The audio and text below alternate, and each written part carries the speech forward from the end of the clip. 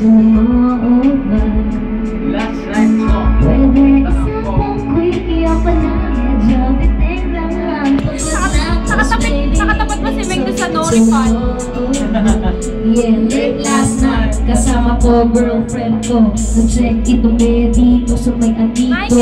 Short time ang kinuha namin room break. Quickie lang daw kasi medyo na late. So diretso sa kwarto ang damit na hinubadi na nakapigil first love kami agad. Sa kakamadali ko na kami rin mag-score. Nabinig siya kaya humirit pang one more.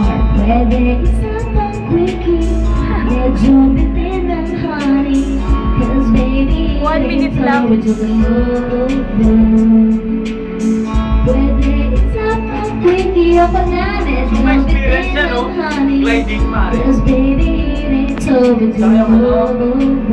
So pinagbigyan ko siya ng second kasi may lakas pa ako maitabi. Kaya pumuesto na naman ako.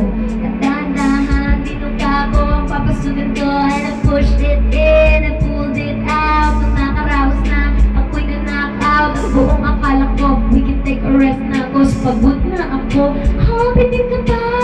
Pwede isa pang quickie,